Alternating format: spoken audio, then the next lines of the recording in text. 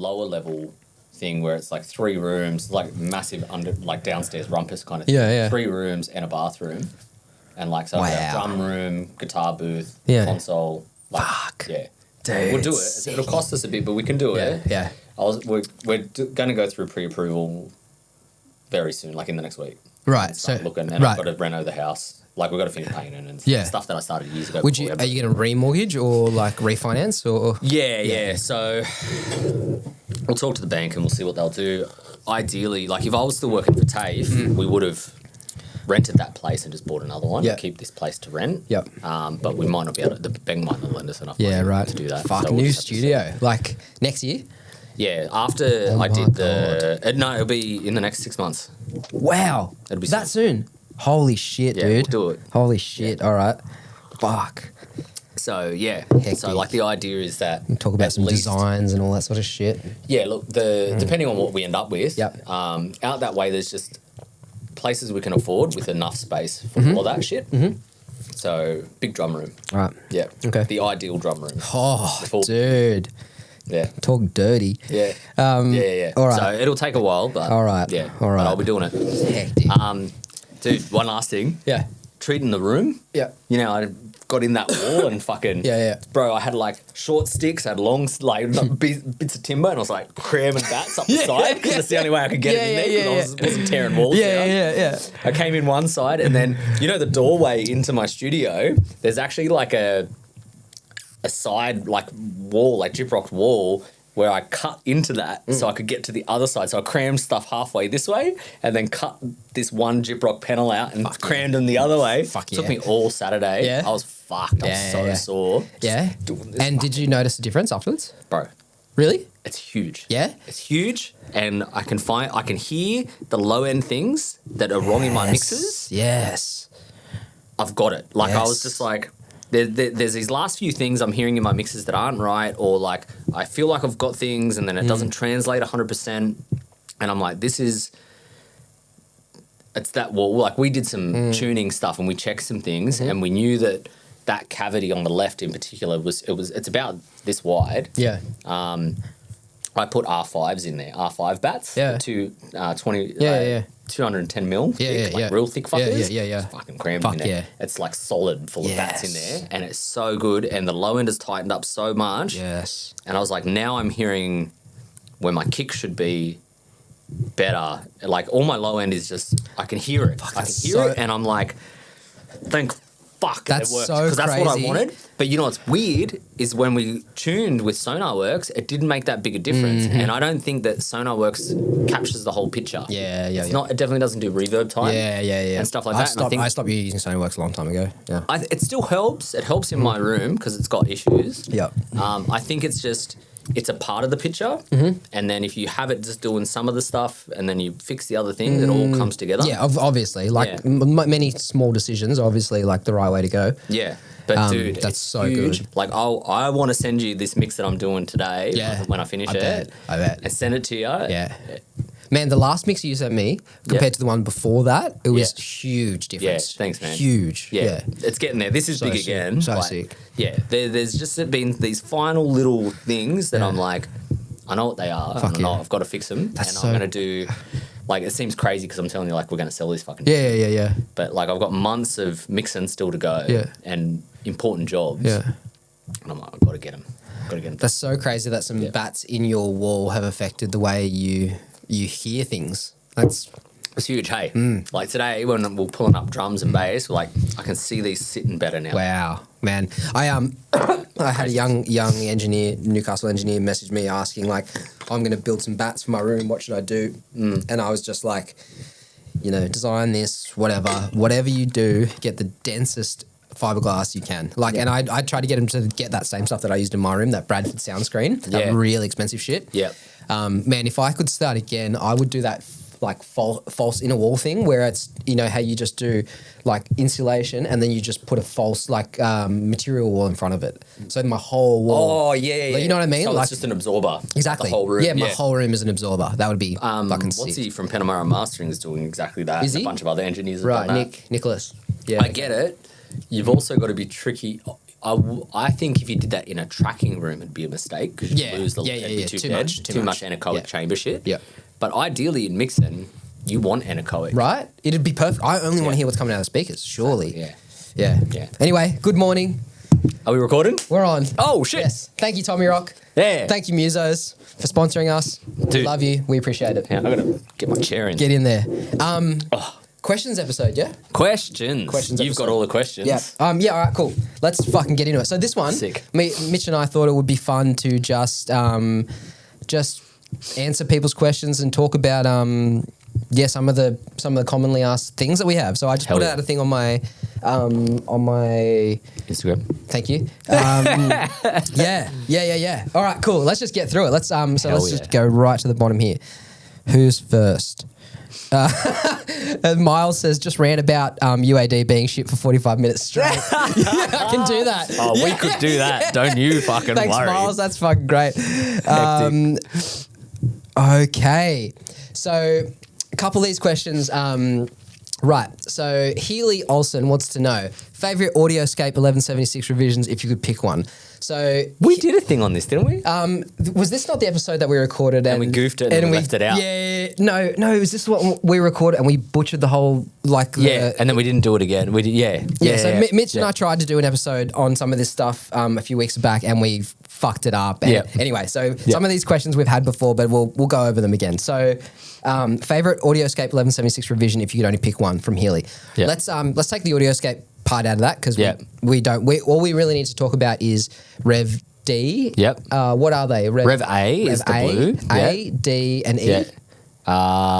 There's a G. Is there a G? There's an F. You're talking about red and like red stripe and that sort of thing, right? Yeah. We only need to talk about blue stripe, black stripe, silver. Yeah. Right? Yeah, they're the ones. Yeah. Yeah. So for people that don't know, there are different versions of the 1176. AudioScape are a clone company in America who are making the faithful recreations of these units. So the main thing you need to understand with the 1176 is that there were the different versions brought out over different time periods for different uses, correct? Mm-hmm. Yep. Cool. So we have the 1176 Blue Stripe, which is arguably the most famous one. This is the one you see in most studios, and when people are talking about 1176, this is the one that most people are referring to. Yeah, I would argue you say the D. I would say the D is more common in studios up until recently. You're right. Yeah, like you'll see heaps of Ds and one A, which we can get to in a minute. But also the A, no one was making recreations of them. Yes. So okay, and even UA weren't. Well, so let's answer Healy's question. So favorite revision if you could only pick one. Ooh. Such a hard fucking thing because as you know, like there's a different tool for every job. Yep. I own a D. I own a black one, and I want a blue one. Mm-hmm. So the black ones, we can just give you a bit of a description of what they sound like. The black one is dark. Yeah, darker. It's the one people like on drums. Yep. The blue one is brighter. It has a top end shelf lift. It's got a really aggressive distortion characteristic. Yeah, it's got more distortion. Yeah. Yeah, and more forward and people more like this one on vocals for that reason. Mm-hmm. And then is it the silver? The E? The E, G. Yeah, they're silver, I think. 1176E. This is the one I'm least familiar with. Yeah. Oh, wait. E. Oh, is that the black with the blue stripe in it? That might be the Stam one. I can't remember. Okay, cool. Yeah. Let's just go check out AudioScape models because I know they offer at least 2 or 3. Oh, they got the A, D, and F. Right. Yeah. Yeah, cool. So Healy, I know Healy, he is an engineer that works at home. Mm-hmm. He has a really cool home studio. Sick. I know that he does a lot of single sources. So, for example, that's bass, that's vocals, things like that. Mm-hmm. Not so much whole drum kits because he's working in a home environment. Cool. So my go-to would be the blue. Yeah. I think that's the one that he would like the most. Yeah. If it's predominantly vocals and you want more character, the blue. I think the other reason I say that is because it's the brightest one. So people like bright. Yeah. They usually hear brightness before anything else. Yep. The other thing I know though is Healy is a drummer and his partner Grace is a bass player. So for Healy specifically, maybe the D. Yeah. Maybe the black one, right? Yeah. So It's that's a tricky one. And don't get us wrong, the black one's still good on vocals too. Like it's killer. They're all good. They're all great on everything. But there's just, what you should know is there's just this lift in the highs on the blue, and the distortion characteristic is much more aggressive. Like it's very noticeable. Makes it sick for hip hop vocals. It's like Coke and Coke Vanilla. They're both Coke. You're gonna get satisfied by both of them. One's just gonna have an extra flavor that maybe the other one doesn't have. So I think personally, we've talked about this before. You and I think that the black one is the most versatile. I would say so. Yeah. Yeah, because I've tried the blue style ones on things like maybe snare, and they're just too bright, too distorted. Too much, So if we're going to say the most versatile is the black one, the brightest, most bombastic, aggressive one is the blue one. Yeah. Healy, take that as you will. You decide which one you like more. Yeah. Let us know. Yeah. Fuck, that's so hard. It's a hard one. Yeah, it's a hard one. I think Healy personally, because he likes drums and bass, I think he would like the black one. I've got the black one. I want the blue one. I wouldn't want to own just the blue one though. Yeah, nor would I. Okay, cool. Yeah. So we're saying the black one. I think the black one is the one that will be more versatile and give you the most options. Across the board, that's our answer, the black one. Done. Cool. Oh my God. Big Tiss. He wants to know top 10 overhead mics. 10. Tyson. 10. Top 10.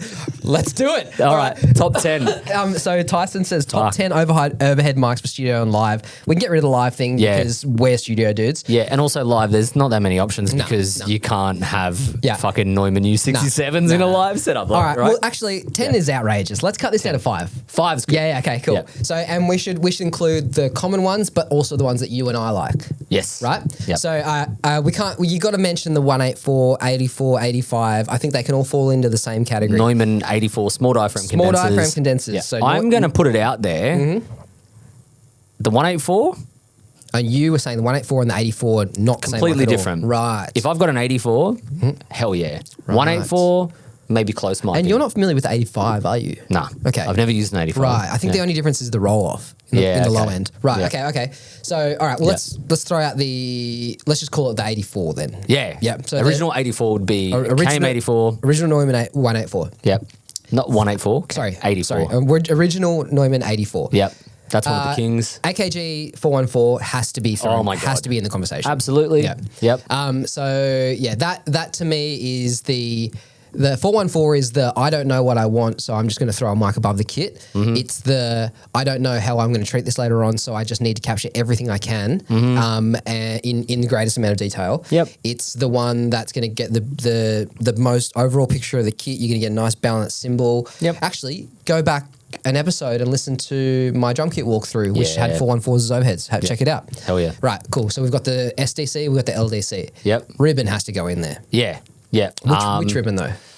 The Coles 4 to 38 are popular. Yep. What else? That's definitely one of the main ones. R88 is popular. R88. What else would you do? A ribbon overhead. Yeah. I've used my RM5s. They're like a Royal 121 style. They're great as overhead. Yep, okay. They can be used too. But like an 88 or... My thing with the 121 as an overhead is it's too thin. It's too... They don't capture enough shell. Like it captures like a really nice transient. Yeah. I don't get enough of that bottom, the fullness from it. That's funny, yeah. Right, okay. On my ribbons, I don't have that problem as an overhead. But I would say your Coles or your R88 like you have are probably... Well, we can't say the Coles because neither of us have used it. So we have to go with the R88, right? Yeah. Okay, cool. Right. Yep. So we got the Neumann 84, the AKG 414, the R88. Yep. What about U87s? No way. You don't like them? Too bright? No way. Too bright? I've got clones that I use. Really? Yeah, they're good. You're a psycho. Yeah. An 87 on overhead. Yeah. Wow, man. People do it. Yeah, I know they do. They do a lot of things. So I think the thing because obviously if we say not 87, a 67, would you put a 67 in there? No? Nah. Okay. Right. So my two gripes with those two things. Yeah. 87 has too much upper end detail, too much detail over 10K. Yeah, but is this like a modern 87 or Don't care. Yeah, like any 87. That's like any 87, they're voiced in a way that's super flattering to a vocal, but they bring out things in a cymbal that I really don't like. Yeah. That I don't like hearing stick definition on a cymbal. I don't want to hear that. Yeah. I don't want to hear at all, and I don't want to hear there's like the splishy, splashy, like 12K up quality. Not a fan. Okay. 67s would be too much distortion and too dark, I think. Yeah. I've never done it, so that would just be my guess. Yeah. What other suggestions can I poo-poo? That's so funny because like one of my favorite drum sounds of all time is Red Hot Chili Peppers. So that's 87s. That's 87s and a 67. Yeah, in the middle. but that's Chad Smith in probably an amazing room. Yeah, that massive into an room. SSL. Yeah, yeah, right. Yeah. It would have been SSL or Neve. It might have been a Neve or something. Yeah, but or yeah, API, I mean, like API, arguably one of the best drummers in the world. In probably, I'm guessing, one of the best rooms in the world. Yeah, I'm sure in that situation I'd probably like an 87. Yeah. In a smaller room. So we're trying to go back to we're talking like home studio, smaller rooms, things like that, where they would be beneficial. We can only answer with the experience that we have. Yeah. So like certain large diaphragm condensers will be unforgiving in those rooms, in a smaller room. I think also tube mics on overheads is personally not the way to go for me. It's too much meat. There's too much. You know, I don't want to hear. Yeah, that's 600 hertz where you're cutting that shit anyway. And tubes do bring out those low mids. Well, we're really struggling here. We've only got 3 suggestions. There you go. 10 was too many. Yeah, 10. Fucking 10. SM57s. Yeah. Dude, I heard someone do a recording the other day with 421s as overheads. It's the worst thing I've ever heard. We talked about that. I remember that. Yeah. Okay. All right. Yeah. So let's just look here. Like, well, C12s are another one that some people like, which I think is crazy again. Yeah. Or 251. Again, crazy in my opinion. Yeah. Because they're bright. So bright. I think you have to have a really big room and lots of space for that to work. You need a big room where there's heaps of time for the sound to decay. Yeah. Then those bright mics work really nice. Yeah. Okay. So we've touched on SDCs. Yeah. We've done LDCs. Yeah. We've done ribbons. Yeah. That's really it. That's it, yeah. Look, Mitta's poo-pooing the, the what? Try them. The what? The other ideas. The only other ideas. 87s? What else is there? Oh, fuck. Such a good one. Like, some people like the KSMs and stuff. I've never heard them. I've never used the KSMs either. They are a popular one. I mean, like, you could get real, like, nitpicky and go into the different brands and different versions of SDCs, LDCs, that sort of thing. Yeah, but the KM84 is the one for a reason. It's obviously the one. I think, so if you haven't had any experience with the KM84, to me, they're quite mid-range focused. There's not quite a lot happening in the upper extreme end. They're not shimmery mics. No. You know, they're not like this AKG 451, which is it sounds like 20K in my ears. It's like bright as fuck. Yep. So to me, the 184 is kind of like it's mid-focused. Yeah. It's which is for a cymbal is really nice. Yep. So yeah, like a lot of the cheaper SDCs tend to be too bright in my opinion. Yeah. They're overly hyped, and you get too much of that detail. That the stick against top 10 overheads. Fuck man. Too many. Sorry, we tried. We got 4. We didn't even get 4. We got 3. No. Cold? Oh, we said no to we the can't cold. use the K. I've never used them. KM84? Yeah. Ribbons? 414? Yeah. R88? 414? Yeah, that's it. Give up. Sorry, That's it though. Really. That's it. And for good reason, just because of those things that Mitta mentioned as well. Like it makes those other mic choices hard. Yeah. I will actually mention though, when I'm trying to pick between a small diaphragm and a large diaphragm on an overhead, it's a couple things. It's the song. It's and it's obviously what I'm trying to achieve from the kit. The small diaphragms I find are more focused on the cymbal. They don't have, because you're not capturing so much of the drum shell and room, you hear more of a focused cymbal, which may or may not be a good thing. Yeah. They're cool for spot mics because all you hear is that cymbal. Yeah. But if your entire overhead picture is just small diaphragm condensers, it's going to be very splish splashy. Yeah. Whereas if you want like a big drum kit, if you want to hear the drum kit, I go for a large diaphragm. Same. Yeah, cool. Same. All right. Sick. This is a cool one. So Bailey Stone wants to know, what's your go-to vocal chain? You go first. Oh, man. It changes. Does it change? Yeah, it changes. Why? Depends on the artist, the performer, what I'm going for. At the moment, my T67 from Mic Parts is my go-to vocal mic, always. Yeah. I want to revisit the SM7B now that I have distresses, though. I'm not sure if, but that T67 from Mic Parts is my go-to mic for vocals, without a doubt. It's my best vocal mic. What do you like about it? It saturates in a really cool way just on its own. Yep. It almost feels like it's compressing the signal. It does. Yeah. Well, like, so... A 67 does that, yeah. If anyone hasn't used a 67, the reason people fucking flip over them is because essentially it's the character of like an 87, like that bright, forward, like the perfect vocal microphone, basically. But then you add the tube distortion and compression to it. Yeah. So that adds another level of excitement. People often describe it as being like thick, creamy. Like this is tubeless, but it yours is does tubeless? that Okay, yep. thing. And it's so there's no tubes in the path at all? No. Not the power supply, nothing? No. Right, cool. No, it's a different mic, but it's doing that same thing. There are ways to make things sound and work like a tube. Of course, yeah. All right, but whatever. we're not fussed on don't have to how get it into that. happens. Yeah. No, we're more concentrating on the way it sounds. Yeah, so that gives me that nice, saturated, warm, straight out of into any pre will sound good. Yeah. So yeah, like a 67, it's like a bright standard condenser, but with a thick low end, basically, right? It's like the low mids have been put through some sort of tube saturation circuit. Yeah. It's what you want in any vocal, right? Straight out. Not necessarily. Oh, yeah, I put mine up the other day, dude, and I put my 67 up. I was like, it's going to be the one, and it sounded like shit. I put the 67 and the 87. Was that next on to each that other. female vocal you were doing the other day? Yeah. You needed something cleaner? Yeah. Yeah. Well, dude, so I put the 87 up. I'm like, it's perfect. It's, there's no sibilance. She's super forward. Sounds like she's in my head. It's fucking beautiful. Yeah. And then I put the 67 up thinking, okay, so this is going to give me more body. It's going to give me more, because she was a falsetto. This young lady was, she's 21 years old. She's this tall. She's tiny. So her voice is tiny. So I was like, maybe the 67 will add like a thickness to it. It was awful. That's so awesome. Awful. But I love that. I love that is like that is this game, right? Yep. We can have our go-tos, but then you also have to be flexible. So that is my go-to for now. Yep. What pre? Then for vocals, it could go either way, and it's usually a Neve 1073 pre. Usually my like DIY RE, yep. 73p. So the DIY RE 73 into that preamp. Yeah, that pre is the best Neve clone I've ever heard. DIY RE, yep. Okay. Yeah, it's my go-to. I use it all the time Yep. as my main Neve style pre against like the sound sculptors and that. It just does the thing better than any other Neve style pre I have. Yeah. It's usually that one. Sometimes it could be an API, but it's usually that. I find the APIs on vocals are just too Not a fan. mid. Yeah, Don't like it. People love them, but No. for me it never works. They're The too Neve snappy. works better. They're very unforgiving in that upper mid range. It's fucking these weird words like unforgiving and snappy. I don't know. Yeah, I agree though. Understand what I'm trying to say, but Yeah, it accentuates the parts that we're not trying to. Yeah. And, And that undoes your work. there's not often a vocal mic where I feel like I need more upper mid. No. On a vocal. No. All right, cool. And then, Yep. compression. Yep. Is So now it's a distressor. Hell yes, it is. Yeah. Or I've got the Tube Core 500 Very well, let's start with the distressor. What are your settings?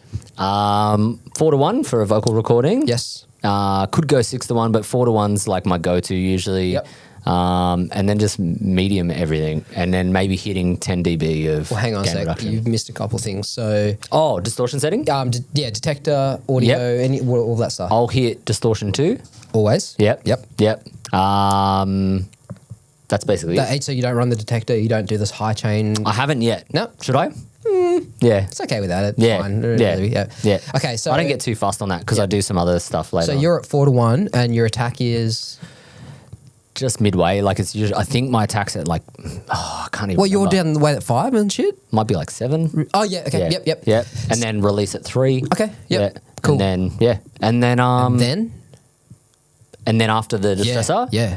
The V250 EQs from Z&H. 50Z. That's those mastering and EQs. What are you doing with them?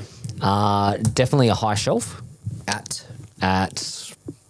airband area, like 17K or something like that. right up there. Yeah, I'm Okay. just going straight for that airband Yeah, shit. yeah. So I want to get it where it should be in tracking if I can. Okay. I know like this is sometimes controversial to people, but I've said this heaps. I've said that here. I've said it on my own channel. Yeah.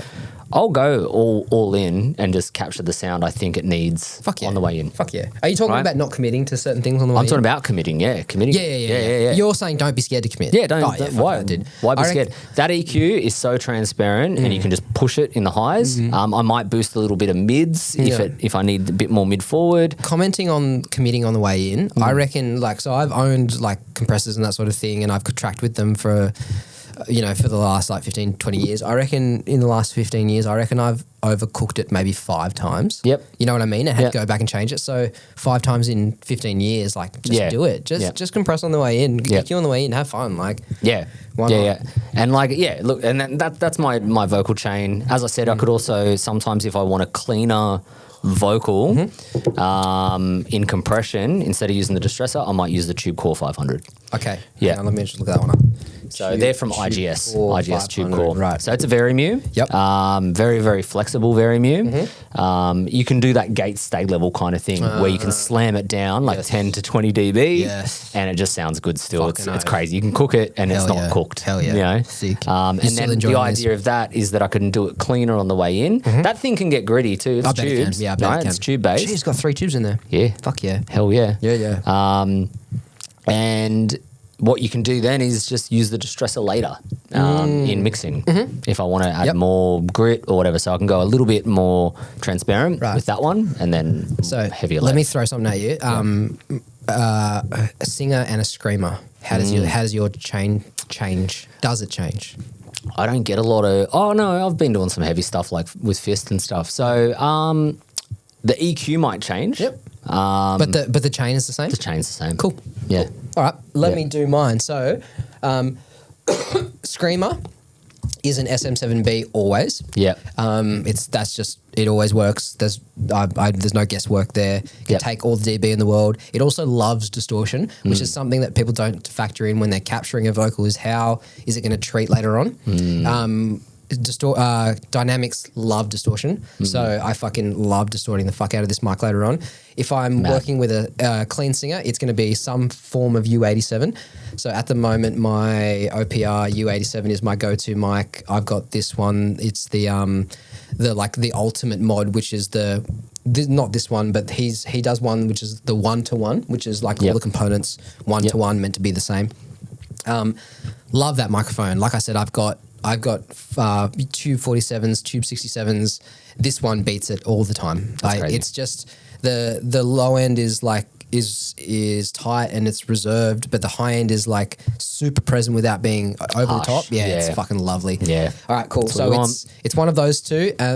So my old chain used to be distressor into distressor, which I really liked. I really liked. So I had the first one was at 2-to-1. Gotta have 2. Yep. Gotta have 2-to-1 at about Tax 7 release 2. Yep. And then the second one at about like maybe 4-to-1, compressing about twice as hard.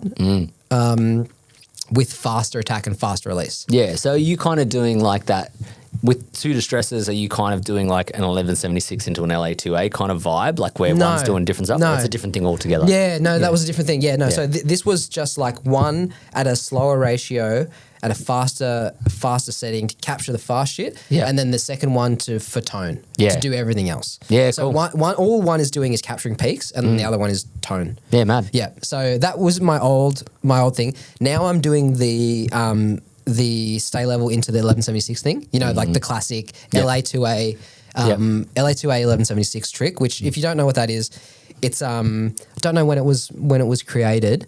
Is it 80s thing or it was definitely a lot in the 80s, like a lot of rock records. Yeah. So it's a really. But do you go LA2? Oh, we can get into that in a minute. So there's a couple of ways you can do it, but my understanding of this technique is that you put the first compressor is 1176 because you want something fast to catch transients, and then the second one again is for tone. Opto, for the opto. So mine is the stay level's a Very-Mu though, right? I don't fucking know.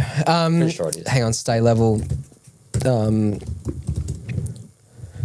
Retro tube. Retro. Let's go. Gates. How do you tell? Google it. Okay. Is it a Very-Mu? Stay level. It can't be Very-Mu. Stay level. What's the other one you said? Or Opto. Opto. Is it an Opto? Tube-based compressor and it's Very-Mu. Oh, it's a Very-Mu. Yeah. Okay. I thought it was. Cool. All right. So check one for Mitch. the way. So the Mine is the purple MC77. So I'm putting my first the microphone. Yeah, goes into. You missed your preamp. Preamp. Sorry, Chandler LTD1 is the one I've been using the most. It is Chandler's version of the 1176 with a preamp and an EQ. It's, as far as like preamps go, it's super aggressive sounding. Yeah. It's really fucking harsh. The EQ is, I don't even know if I like it, to be honest. Yeah. Like, I don't even know if I like this preamp. It's the one I use the most because it's got an EQ.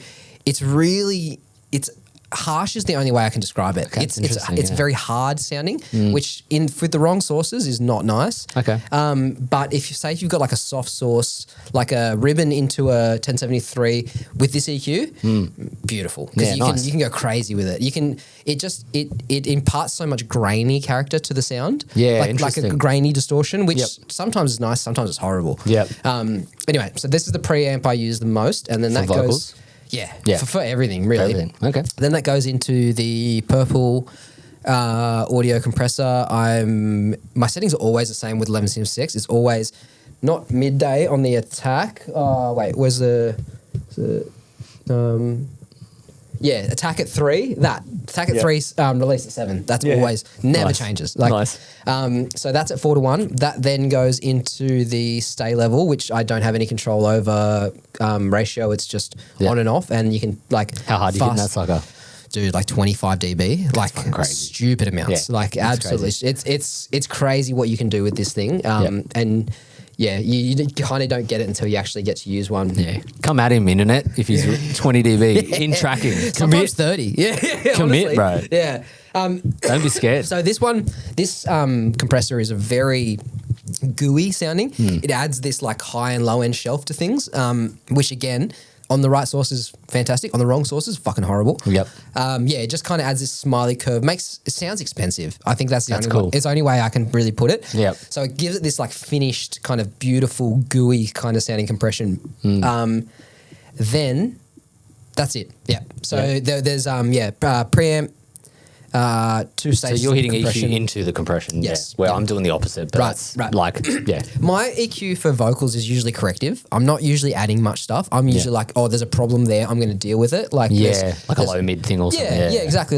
Or like a lack of top end, or I'm not trying to boost or get crazy with anything.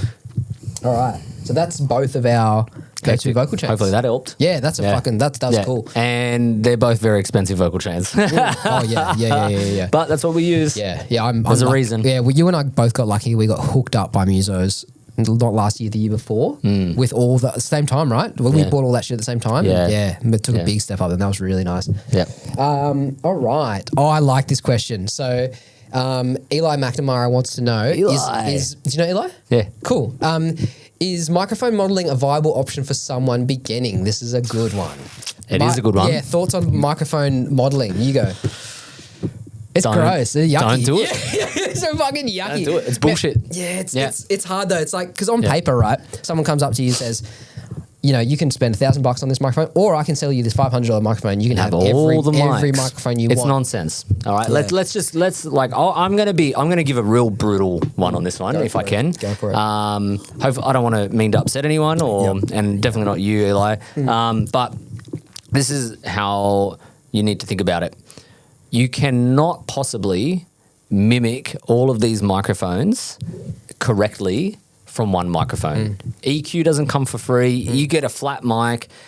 All that then is happening is post-processing EQ. But it'd be missing the way the microphone diaphragm reacts to transients. How do they recreate that from the one microphone? Do you want to tell people what it actually is? Yeah, okay. So say you got a modeling mic, right? It's going to be a very flat condenser, right? It's going to be the flattest possible condenser, and then usually it has to then go into one of their preamps as well to work properly. Yep. So like the Slate ones, Another reason we don't like it. Yeah. Yep. So... And then... then what happens? Yeah, and then it goes into that preamp, and then you're literally really just adding EQ curve to fix that. EQ, saturation, modeling, and maybe some compression. Yeah. Right? That's what it is? Yeah, that's what they're going to be doing. But it's not going to be doing the same thing as that microphone, and then all of those moves that they're adding in post. So the audio signal is captured really flat, goes into a really flat pre, and then they're adding these effects in post. That's just like using a plugin. You may as well just use plugins, right? To do that. That's pointless. So all you're doing is that, and it's not actually doing the things that those microphones do. So like we've been talking a bit about mics in the last episode. The difference between a U87 and a 7B is that one's dynamic, one's a condenser. Those diaphragms move differently. Their electronics work differently and interact with that signal differently. And you can't possibly model to a T exactly how that is captured. And then you're also like not using a preamp, like you're just using a clean preamp, so you're missing a good preamp. So like you're missing all these integral parts about what we just mentioned. Like there's a reason why we use our vocal chains, right? Our vocal chains with our select mic into our select pre into select compressor is because it does the job and it does it well. And there's no cheating that process, I don't think. And I think that thinking you can save money and get all the mics is a silly thing. And then also on top of that, you're just doing that thing that everyone seems to be scared of, which is making a choice. At the end of the day, going, oh, should I use the 87? Oh, should I use this one? Should I use that one? Fuck that shit, dude. Like, just get the right mic, make the commitment now for that vocalist and make the choice in the moment and commit to it. And like, and if all you've got is spitting on the table, I just think like, you're trying to hack the system. Like you're trying to hack what a microphone does, and you can't. It's physics. I have it doesn't work that way. I have a lot of thoughts about this, and a lot of them like kind of overlap with what you've said. I think an important thing to remember is that the person that's buying this can only buy one microphone. Really, like they only have enough money to buy one. So on paper, it makes sense. You know, buying something that where you have all these options. It's important to remember though that all it's doing is adding EQ, saturation, and compression, which you can do on your own. You don't need to buy a modeling microphone for that. So essentially what they're selling you is this kind of snake oily thing, whereas all we've done is create these presets of EQ, compression, saturation that we think makes this microphone sound like this microphone. That's all it is. It's just like, I've got this flat microphone and I think if I boost the low end, I cut the highs and I distort it, it sounds like a 67. That's essentially what's happening. So instead of doing that, you can just learn those EQ moves on your own. You can just learn how to manipulate a microphone to sound like anything, which is what they're doing. And that would be more beneficial in the long run because you understand your microphone better, you understand mixing better. Exactly. You know, there's a million reasons. But, okay, I'll argue the other way now. So if you don't know what those things are, right? Like if you've never used a 67, you don't know what the curve is and you don't know how those things work. So being able to flick between different things and hearing, oh, that's what that does, there is value to that. That is cool. Having said that, I don't like the way that this is marketed. It's super gimmicky. It's cheap. It's like this... the idea that you can buy one of these UADs or these slate microphones and it's going to give you everything, I think it is giving people the wrong idea. It's taking advantage of people who don't understand the way these things work. Having said that, it is cool that you can now hear what people think an 87 sounds like or what they think a 67 sounds like. So, man, I messaged a friend of mine, Bo McKee from Melbourne, who he's a big name engineer who's doing really well, fantastic at what he does. He had one of the Slate mics. And I said to him, dude, give me your honest opinion. What do you think? And he's like, if you were a home recording studio person, you only had one mic, it's not a bad idea because you do have options. You do have access to all this different stuff. Having said that, I'm with you, man. I reckon you just, you buy one microphone, you learn how that works. I need to also add this one last thing. What happens to that microphone when Slate gets bought out by a bigger company and they discontinue the software? You've got a useless piece of shit. You've got a very flat microphone that now, or like they discontinue updates with modern computers as we update in 10 years. And now you've got a boring sounding mic where the software doesn't work. And if you buy a U87 now, you have that mic forever. Exactly. Right? And you can sell it and get your money back. Like, but man, any of these... this is the other thing. Gear like this has no resale value. That's the other thing. Has zero resale value. Like, that's why my philosophy is buy the tools you need. This is a trade, all right? You're trying to become an expert in a trade. And so you need the right tools and you need the experience on the right tools. And that is hard in our thing. But you have to learn the tools and you have to experiment, and like some of that is going to be spending money and committing to your profession. And then also like that, what you mentioned before, like how it's just adding plugins and presets and stuff to the sound. Your job as an engineer is to learn how things should sound. And so you got to make those mistakes and you've got to trust your own ears and make your own choices and be an engineer. Like the art of being an engineer is slowly being eked away and we need to be more. This is trying to make it easy when it's not an easy thing. You know, you got to learn all this shit. The other thing have you ever held one of these? No. The build quality is fucking awful. Yeah, it's I bet it's very cheap. Bro, I've held these, the Slate VSX headphones.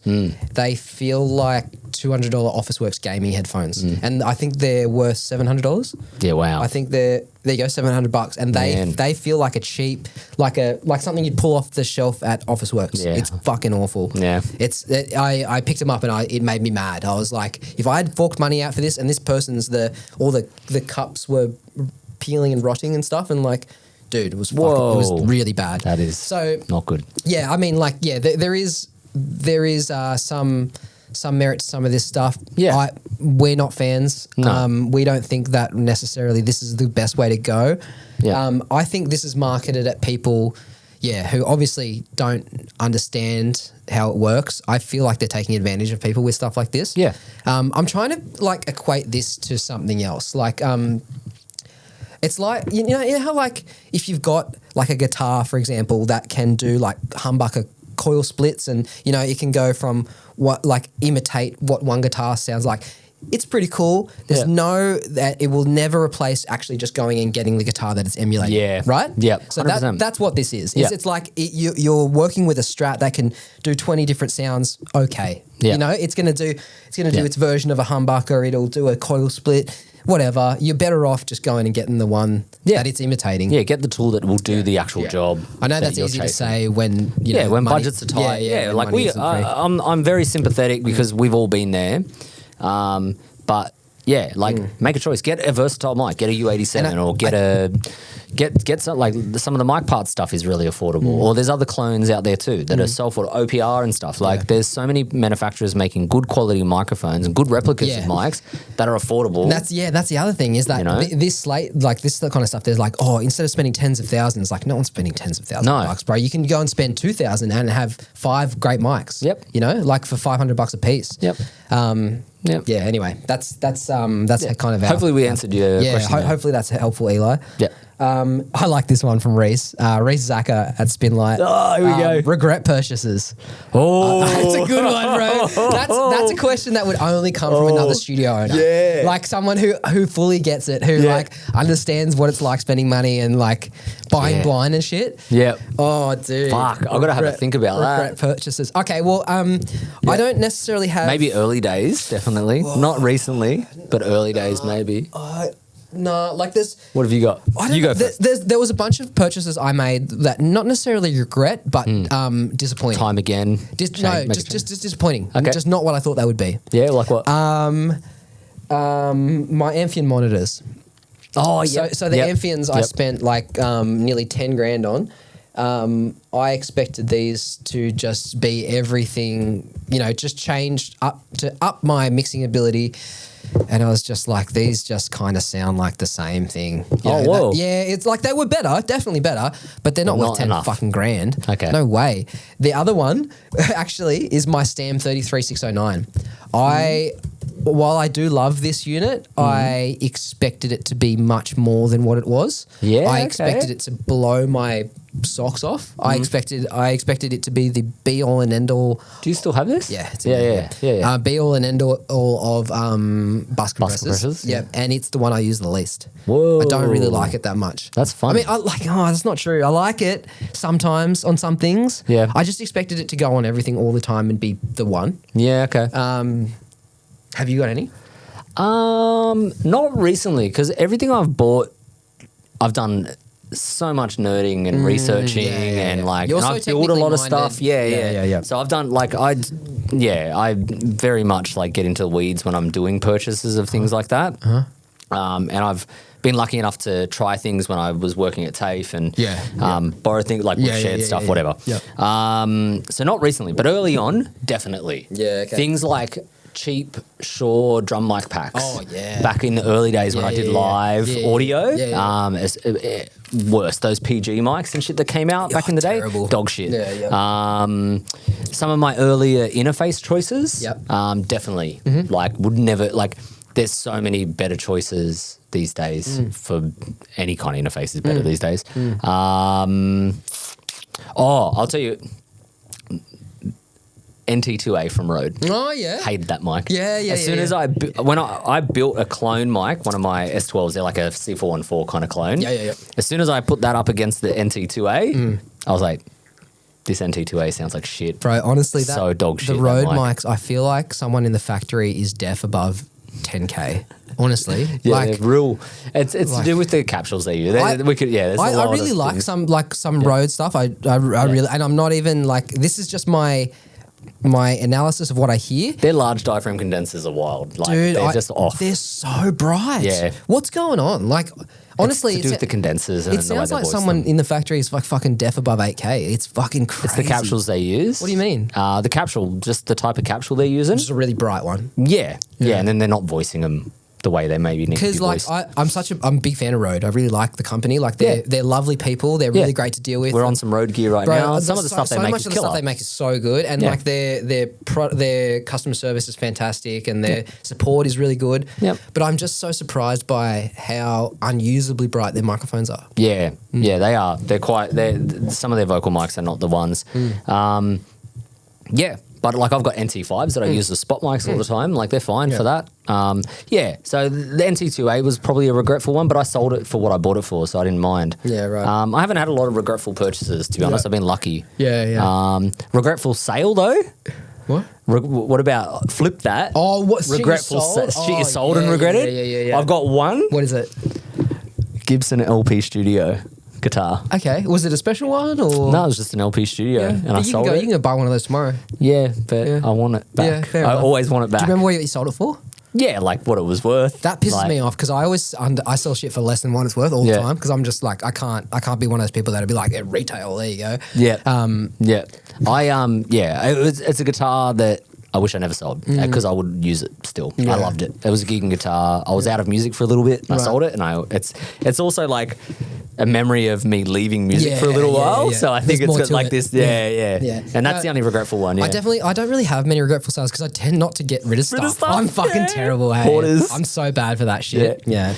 The amount of time I said, I'll probably get rid of that once I get this thing, and it's like, no, I'm keeping it all. That was a really good one. I'd be interested to know what Reese's regret purchases are. Reese, messages, bro. Let us know. Very interested to know that. Zach Limon. So he wants to know, this is cool. So mouse, keyboard. Does the mouse and keyboard matter for mixing productivity with particular ones? So I'm big into little things like this. I really like little ergonomic.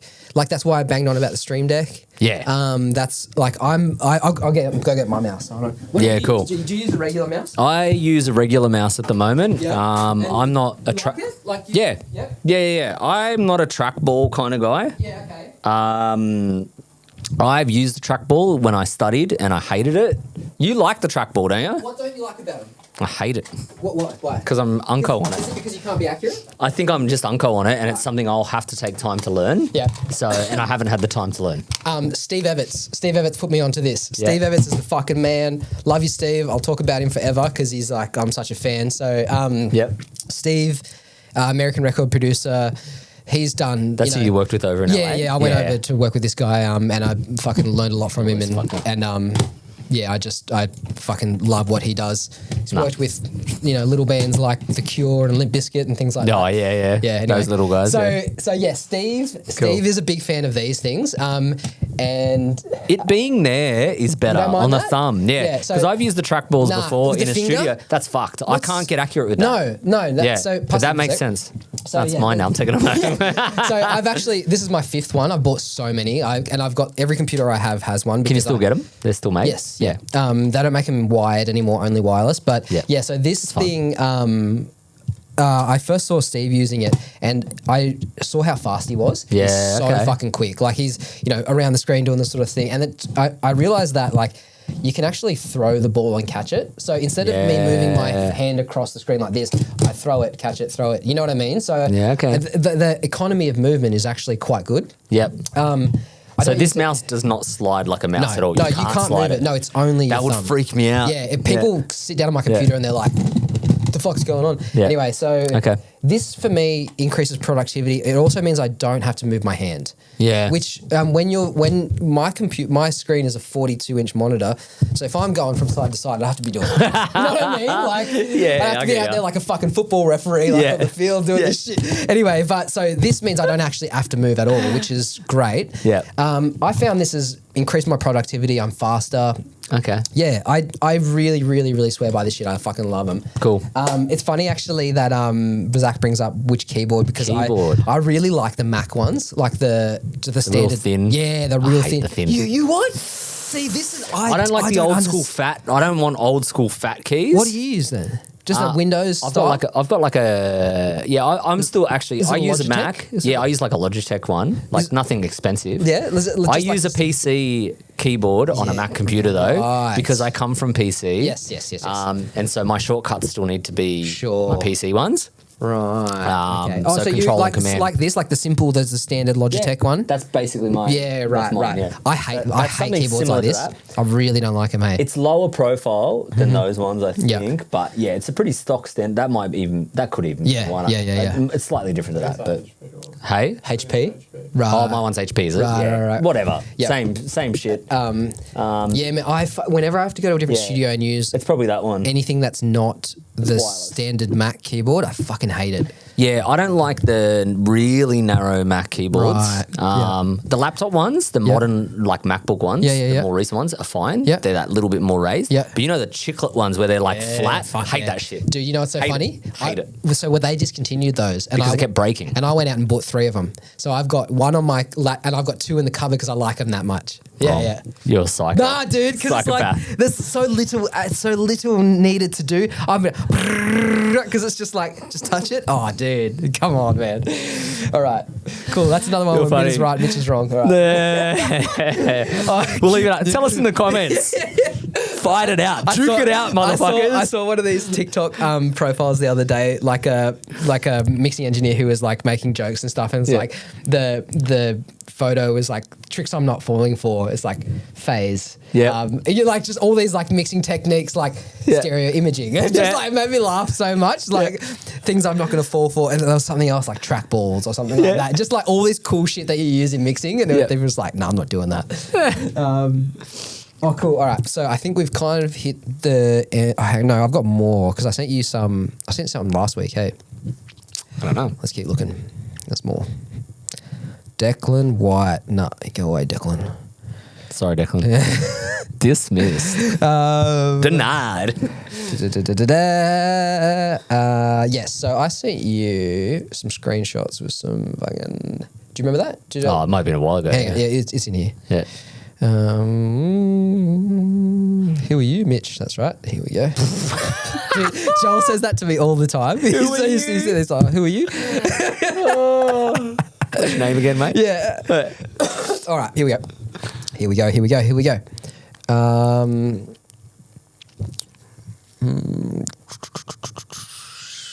don't like any of those.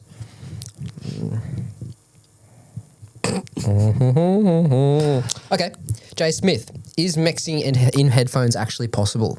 Didn't we cover that, or is that another one of the ones that we missed? Okay, cool. Yeah, it is. Do you do it? Okay, so I want to revisit it. Yep. I up until recently, I had acoustic issues in my room that I was still trying to rectify. And so your solution was headphones? I would always reference on headphones anyway. But I was contemplating using like my HD 650s predominantly to avoid some low end issues that I was having. But there's problems in headphones. So headphones don't show enough low end a lot of the time. And some of them are hi-fi, so they're scooped in the mids. Some are mid-forward. Some have too much high. Like, there's lots of problems in different headphones. And the energy transference is not the same as it coming from a speaker. No. A speaker shooting sound waves at you and you feeling those sound waves is very different to the speakers being on your ears. So you're always going to miss the energy and that transfer. But that said, heaps of people are doing it. So it's possible, but there are things you've got to consider. The headphone type, the headphone amp, because certain headphones need more output, and it needs to be very good output. And certain headphones, if you just run them on a 2i2, you're not you on a cheap interface. The headphone amp in there is not going to push your open back headphones the right way. I didn't know about this until I got a. You need a good headphone amp. I didn't realize this. Yeah, you need a headphone amp. If you're going to mix on headphones seriously, you need the right headphone amp. It also depends on the ohmage of the headphones, correct? It does. Yeah. So I had those Bayer Dynamic. They're 250 ohm. Yeah. How many ohms are these? Do you know? HD 650. 80 ohm. I can't remember. I think they're 80 ohm. Yeah. But I didn't realize. No, they're 300 ohm. Oh, no, yeah. So they're very, very high. Yep. So the higher ohmage your headphones are, the more power you need in your headphone amp to run them. I didn't appreciate that until I got an SPL headphone amp, and I put my cheap Bayers through them, and I was like, oh my God, they sound good. Like, they sounded like shit before. So yeah, that's interesting. I'm not a big fan of. Man, I keep trying to be a headphone guy, and I'm just not. Hey, Yeah. Like, Audi's are having a sale at the moment, and I've been looking at those for a long time because I'm like, if you're going to buy headphones, fucking go all out, get the ones that everyone's using. Yeah. Get these fucking $2,000 ones. Yeah, I've been hearing heaps about them or the other planar ones. Yeah, like there's, these are all planar. Yeah, and the Hi-Fi Man. Yeah. So Hi-Fi Man is another one. I had a friend who's a master engineer and shit. recommend another one, another brand that the Olos. Did you say Nano? What did you just say? There's the Hi-Fi-Man and Ananda Nanos. Oh, okay. And the Nanos. And stuff. Yeah. No, that's not what I'm thinking There's of. Olo. You know Olo? They're another one. Olo headphones. Yeah. They're a bit more affordable, I think. Maybe. Right. Oh, yeah. This guy? Yeah. Yeah, and so, like, Audi's are having a sale. I can almost get the really popular ones for like half price. And I was like, yeah, but why? I don't to what like, end? I don't like mixing on headphones. Yeah. I can't do it. With your setup, though, you don't need them. Like, you need them maybe for reference. Yeah, checking at the end, making sure I haven't made mistakes and stuff like that. Yeah.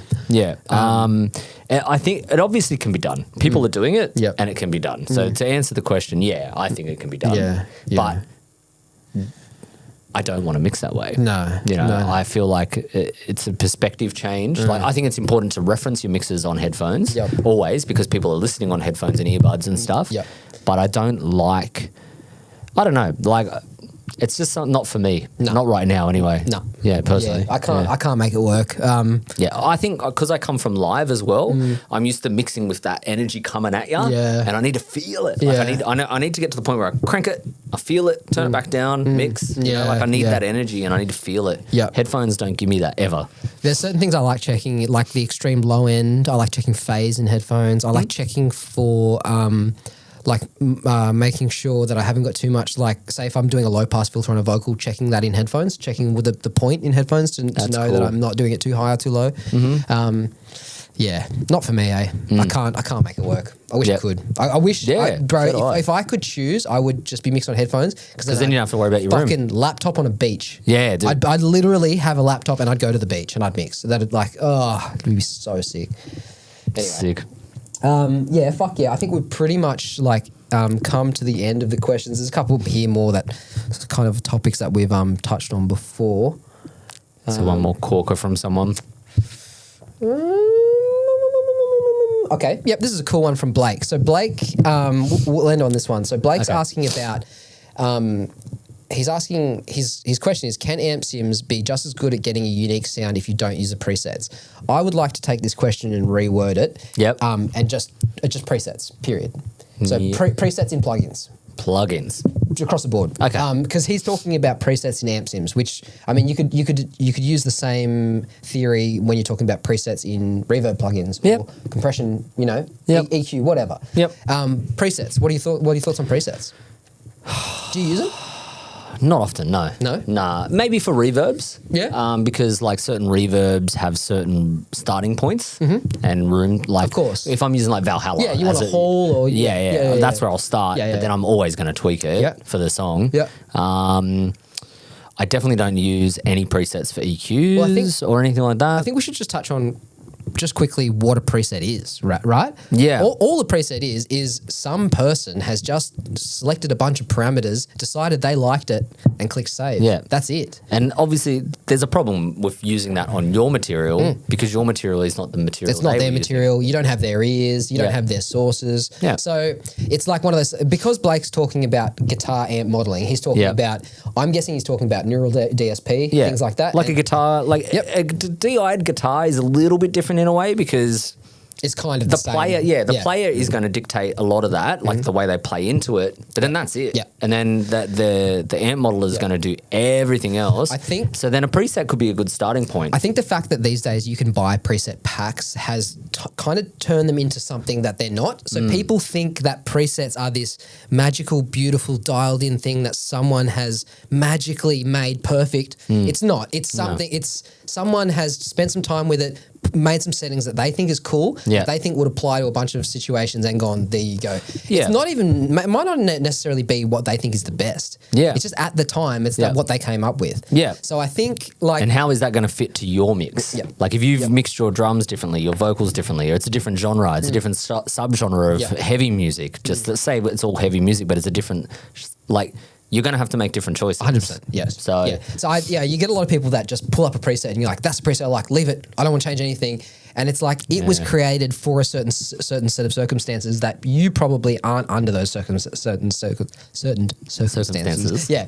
But having said that, there often can be a great jumping off point. Yeah. And that's the other side of it is that people think like, oh, if you're a professional, you shouldn't use presets, which again is also bullshit. Yeah, I think that's wrong. Yeah. No, because it's like it's a starting great point's jumping off point. Like I often what I'll do is if for example I know I want reverb but I don't know which reverb, I'll pull the plugin that I think I will probably end up using and just flick through the presets. Totally. And the same goes for compression, EQ, amps, anything. It's just like, okay, I'll start where I think is going to work, flick through presets till I find something good, and then don't be afraid to jump in and change it because it, like I said, it wasn't created for you. No. No. Yeah. Yeah. And once again, like just going back to something we touched on earlier, you're the engineer. You're the one, if you want to be serious in this game and be a good engineer, you need to learn the right choices for your mix. 100%. And not rely on what other people say. Use your own ears, be your own engineer and learn. Oh, yeah. And make the mistake. If you make the wrong choice, like this fear of choice is what seems to be a thing that comes up a lot. Yeah. And it's like, don't be scared to make a mistake. Man, That's you know the other game. thing. That's what this is. You know the other thing, right? Is like a lot of these, for example, a lot of these presets are going to be created by Chris Lord Alge. No, yeah. You're going to want to use Chris Lord Alge's presets? Yeah. Do you? No. Yeah. Do you want 20K of 8K just bumped up into your whole, you know what I mean? Like he's a savage. And But once again, you don't have his sources. No, you know? and you don't want his EQ moves on your thing. Like he's renowned for like 10 dB at 8K. Crazy. Yeah. When does that work for anyone but him? Yeah. You know? So I just think, presets, cool jumping off point. Don't put too much stock into the fact that it is a preset. Totally. Totally. You happy to wrap up? Yeah. Fucking oath, dude. Dude. Thank you. Done. Man. Done. Hell yeah. Cool. In the bag. Well done, boys.